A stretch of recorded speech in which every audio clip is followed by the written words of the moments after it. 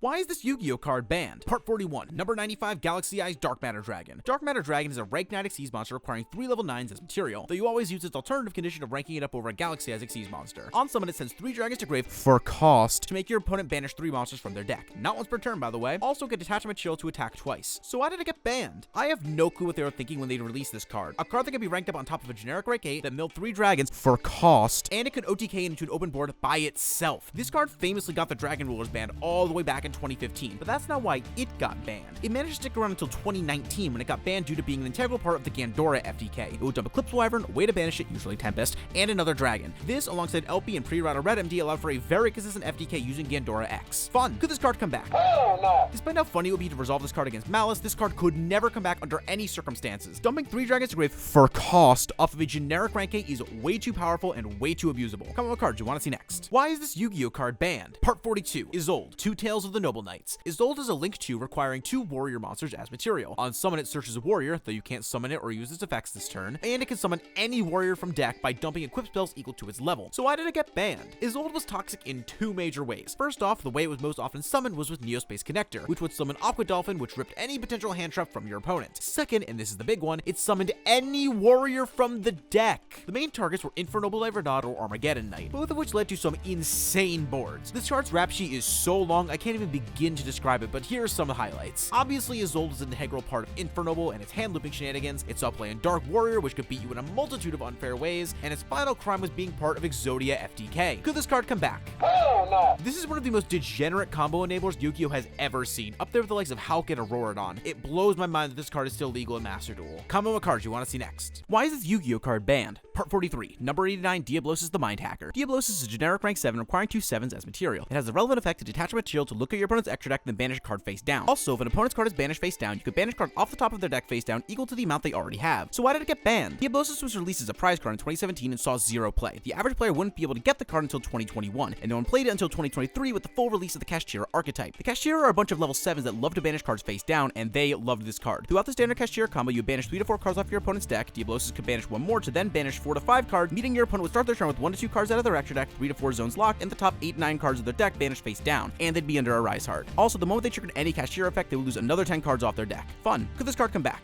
Oh no! As long as specifically Kashtira, Rise Heart, and Shangri-Era exist, this card cannot come back. It would lead to a deck that's sole purpose is to pseudo FTK you by not letting you play at all. Comment what cards you want to see next. Why is this Yu-Gi-Oh card banned? Part 44, Kashtira, a Rise Heart. A Rise Heart is a generic rank 7 requiring 3 7s as material, though it can also be ranked up over any Kashtira monster providing Shangri-Era's effect was used successfully. Its effects include attaching a banished card to itself anytime a card is banished, not once per turn, and is also mandatory, and you can attach 3 materials to banish a card on field face down. Oh, and it's also Macrocosmos. So why did it get banned? A Rise Heart was a game-warping card for the entire time it was legal in the TCG. Every deck needed to have an out to this card or be able to play under it if they wanted to stand a chance, and this only included select few decks because, believe it or not, most decks need the graveyard. People played all sorts of bad cards just because they get out a Rise Heart. A Rise Heart turned every game it was summoned into a game of better draw the out, because if you did out it, it wasn't coming back. It led to a very swingy format that was very reminiscent of stuff like 2020's Buster Lock. Could this card come back? Oh no! A Rise Heart is kind of like Mystic Mind, an incredibly powerful and annoying card that could potentially end the game on its own, but if prepared for, would mostly just get outed immediately. Despite this, having to dilute your deck space just to fit unsearchable outs to floodgates is not fun. Comment what cards you want to see next. Why is this Yu-Gi-Oh card banned? Part 45, Mecha Phantom Beast Auroradon. Auroradon is a Link 3 that requires 2+ machines. On summon, it makes 3 tokens and stops you from Link summoning for the rest of the turn. It can then tribute 1 monster to pop a card, 2 monsters to summon a Mecha Phantom Beast from deck, or 3 to add a trap from grave. So why did it get banned? This card is absolutely cracked. It made it so any way to summon Crystron halqifibrax meant that you could end on Baron, Savage, and Herald, and that's not counting any potential ways to extend further. The Halqdon combos, as they were called, were some of the most degenerate things this game has ever seen. This is kind of the pinnacle of an unfun card. It enables a super long combo that ends on a bunch of generic Omni negates that pretty much turned every deck into a shell that could pump it out as fast as possible. Could this card come back? No. Now, currently this card would be really bad. There isn't a good way to summon it, and most of the good boss monsters it made are now banned. That being said, there's no telling if and when a good synchro machine deck will ever come out and completely break this card again. Comment what cards you want to see next. Why is this Yu-Gi-Oh card banned? Part 46. Crystron halqifibrax. Halqifibrax is a Link 2 monster requiring 2 monsters including a tuner. On summon, it summons a level 3 or lower tuner from the deck. It also had another effect to tag out into a tuner synchro monster on the opponent's turn, but it was rarely used. So why did it get banned? I say this with no hyperbole, Crystron halqifibrax might be the strongest combo enabler ever. For the 2 years it was legal, it was spawned a near infinite amount of combos, some fairer than others. Hulk had the ability to convert itself into almost any Link monster thanks to it being able to summon pretty much anything you wanted. Most commonly it was Auroradon or Linkcross, but you could really make anything. Hulk was a known problem from the start, but Konami being Konami decided that the best course of action would be to ban every relevant tuner instead of halqifibrax. And for 2 years straight, tuners were slowly picked off until finally Konami bit the bullet and banned Hulk. Could this card come back? Hell no! Hulk is one of the relatively few cards to be banned in all 3 official formats, and for good reason. It's way too generic in not only its material, but also what it can summon. It shouldn't be a surprise that summoning from deck on a Link 2 is too busted. Comment what cards you want to see next. Why is this Yu-Gi-Oh card banned? Part 47. Linkcross. Linkcross is a Link 1 requiring a Link 2 or higher monster as material. On summon, it summons tokens equal to the Link rating of the material used for its summon, though you can't Link summon using the tokens. So why did it get banned? Linkcross seems like it was designed to help synchro decks during the dark age that was Master Rule 4. However, at least in the TCG, it was released a month after the Master Rule revisions, so I have no clue what they were thinking with this card. Linkcross's main job was turning a spent Link monster into tokens that could be used for synchro summoning. halqifibrax is a great example. Hulk summon O-Lion, make Linkcross, then sync O-Lion plus a token into Martial Metal Marcher, and stop me if you've heard this one before. This led to so many stupid combos that Linkcross would eventually be banned only 8 months after its release. Could this card come back? Hell no! Linkcross is banned in all 3 official formats. The ability to turn your extender into another extender is way too strong to be put on a Link 1. Comment what cards you want to see next. Why is this Yu-Gi-Oh card banned? Part 48. Windup carrier zenmaity. Zenmaity is a generic rank 3 requiring 2 3s, and has a soft once per turn effect to summon a Windup monster from hand or deck. So why did it get banned? Windup was a very powerful deck around the release of Xyz monsters, mostly due to their soft once per turn effects that allowed them to spam monsters onto the field. However, the part that pushed them over the edge was Windup Hunter. Hunter had the ability to rip cards out of the opponent's hand, and Windup was able to do this very consistently. Konami eventually decided to ban zenmaity over Hunter because even if Hunter was banned, Windup still would have been the best deck by a lot. Could this card come back? This is the first time I'm not sure. You could make the argument that the TCG should do what the OCG and Master Duel did and just ban Hunter, but the TCG historically hasn't banned cards for the purpose of unbanning other cards. You could also argue that the deck plays really poorly into hand traps, but are fragile combo decks really what we want to bring back? I don't think that Windup would be a competitive deck even with Hunter, but this card is just positioned in such a way that it likely won't and probably shouldn't ever come back. Comment what cards you want to see next. Why is this Yu-Gi-Oh card banned? Part 49. Spright Elf. Spright Elf is a Link 2 requiring 2 monsters including a level, rank, or Link 2. It gives target protection to anything it points to, and as a quick effect can reborn at level 2, or if your opponent has a monster it can be a rank or Link 2 instead. Only restriction is that Elf cannot be used as Link material the turn it's summoned. So why did it get banned? Elf is technically a Spright card and its ban was partially due to Sprite's power. However, the real problem with Elf is that they forgot to put a restriction on the card, so every deck that had a level or rank 2 monster in it played Elf. The biggest culprit was without a doubt Tearlament. They had access to Elf through Merly, which provided another way to mill in the opponent's turn, as well as giving blanket target protection to their boss monsters. Could this card come back? Hell no! Elf is way too strong and way too generic to come back. Elf was already strong when combined with IP in a similar way to Flamberge, and that was before SP when you were just going into Avermax or a 2-mat Appo. Its ability to make your boss monsters untargetable is also super annoying and would make boards even harder to out. Comment what cards you want to see next. Why is this Yu-Gi-Oh card banned? Part 50. Superheavy Samurai Scarecrow. Scarecrow is a Link 1 that requires a Superheavy Samurai as material. If you have no spells and traps in grave, you can pitch a monster to reborn a Superheavy Samurai. So why did it get banned? For about a month, Superheavy Samurai was arguably the best deck of the format. It had just gotten its new support. It had 12 1-card starters that all allowed you to end on stuff like Baron, Appollousa, Regulus, and sometimes even Spell Canceller. All of this was thanks to Scarecrow. Its ability to reborn Soul Piercer was invaluable for getting enough material to spam out these busted monsters. And Konami decided to hit the now 3-year-old Link 1 as opposed to the brand new support, which was still able to see play as a rank 4 engine. There was also an FTK 2, but it wasn't super popular. Could this card come back?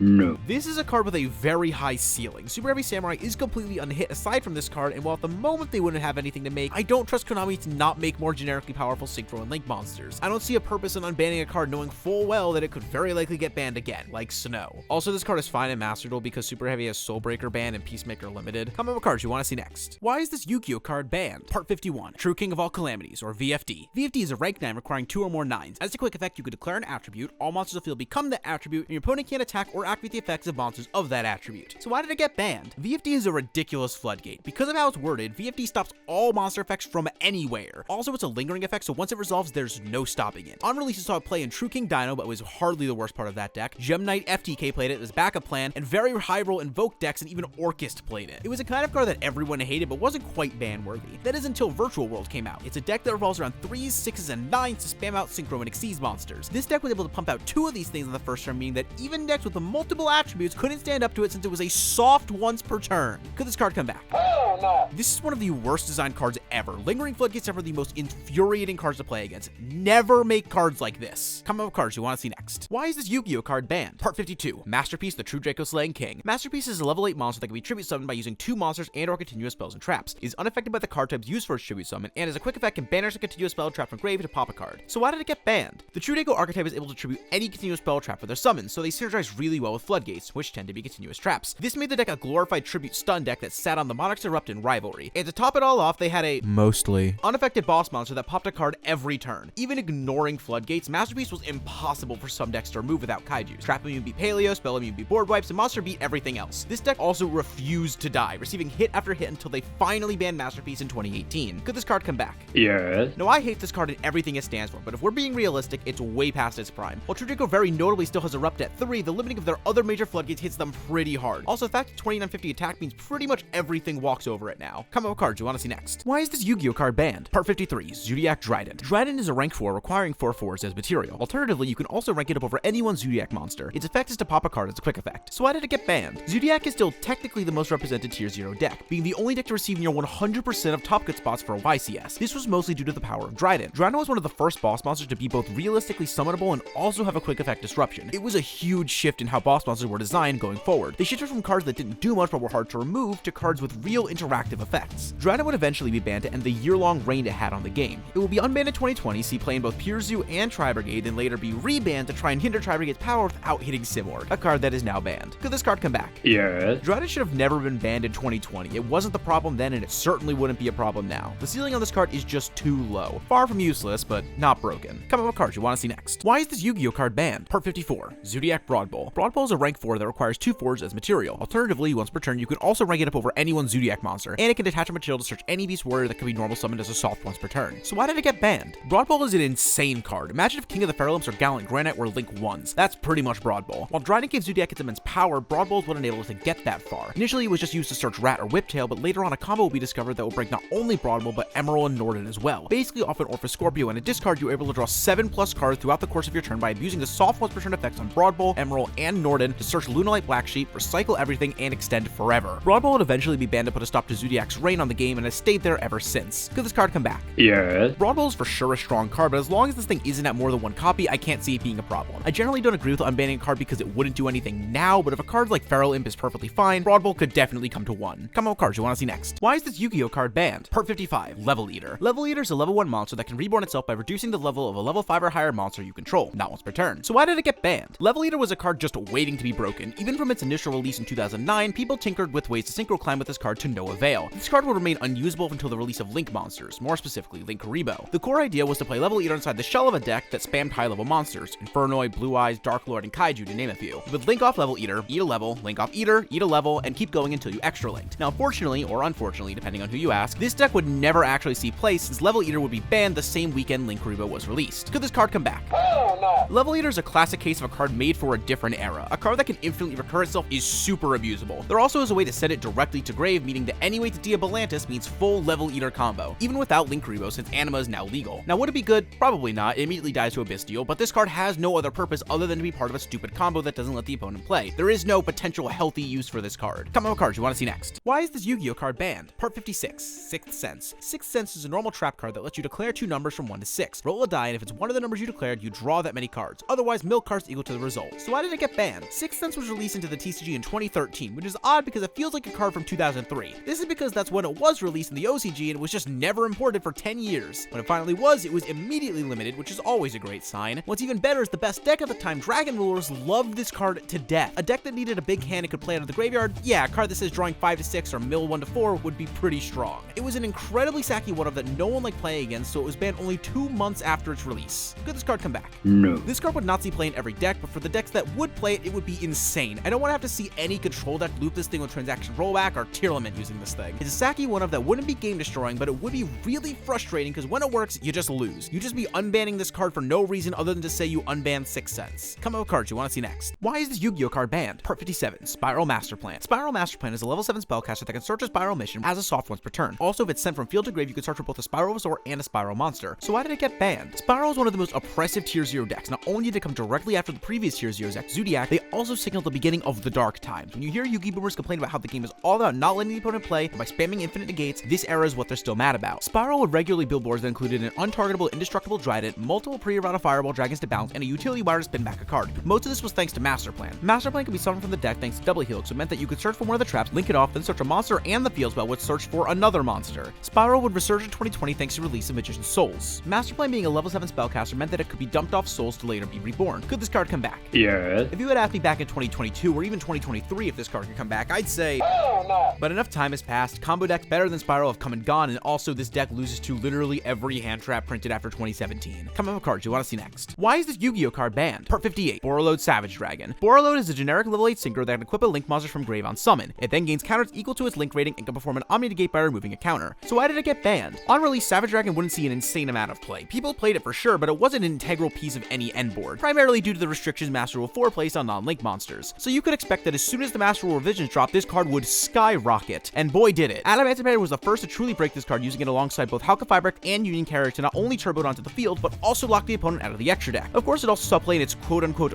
real deck, Dragon Link, but really any deck that could summon this thing would play it. And that was the problem. Any synchro deck, or really any deck that played tuners, just turned into a shell to vomit out Savage and eventually Baron. The deck to finally seal the deal was Snake Eye. It played 3 synchros total, and one of them was just a stepping stone for Baron. Could this card come back? Hell no. If you're going to make a generically good boss monster, you cannot give it an Omni Negate. Even if Savage is the weakest of the 3 generic Omni Negates, it's still way too powerful for its restriction of you have to play links. Comment what cards you want to see next. Why is this Yu-Gi-Oh card banned? Part 59, Appollousa Bow of the Goddess. Appollousa is a generic rank 4 requiring 2+ monsters with different names except tokens. It gains 800 attack for each material used for its summon and can reduce its attack by 800 once per chain to negate a monster effect. Not once per turn, once per chain. So why did it get banned? This is by far the strongest of the generic negates. It requires nothing but 4 link rating worth of monsters, which is absurd. Appo was a staple from day one, seeing play in pretty much anything that could feasibly make it. Its breakout success came from Adamantipator, which would regularly go into it using leftover bodies. Its ability to shut down any monster-heavy strategy, which is almost every strategy, was incredibly powerful, and the fact that any deck that could spam monsters, which is almost every deck, could summon it just made the problem worse. Could this card come back? Hell no. Even at the absolute worst, this card wasted an opponent's battle phase just to beat over it, to say nothing of the countless turns this card has skipped into beers it's stopped and non-games it's created. For most decks, Appo felt like a more oppressive skill drain since it easily traded with half your hand. Good riddance. Comment cards you want to see next. Why is this Yu-Gi-Oh card banned? Part 60, Mystic Mine. Mystic Mine is a field spell that prevents the player with more monsters from attacking or activating monster effects, and it destroys itself in the end phase if both players have the same amount of monsters. This rarely happened. So why did it get banned? Mystic Mine is probably the strongest floodgate in the game. It initially saw play as part of stall burn decks and saw moderate success. It was relegated to just being a boring floodgate and burn until players started side decking the card in other decks as a pseudo board breaker. If you had ways to force out your opponent's negates, a single Mystic Mine could very easily end the game. It being a field spell meant that it could also be searched by terraforming, metaverse, set rotation, and even demise of the land if you were really down bad. It was a card that said, do you have Cosmic Cycle in your deck? If yes, we don't play until you find it. If no, we don't play until you deck out. Absolutely a miserable card that just forced both players to stare at each other until they either drew the out or all their cards. Could this card come back? Hell no. Mystic Mine is one of the most toxic cards in all of Yu-Gi-Oh! This card single-handedly ruins several formats by just existing. Even if you did have it out to mine in your deck, you still had to sit across from your opponent passing for 10 turns until you actually drew it. It's the antithesis of what Yu-Gi-Oh! Should be and should never come back. Comment what cards you want to see next.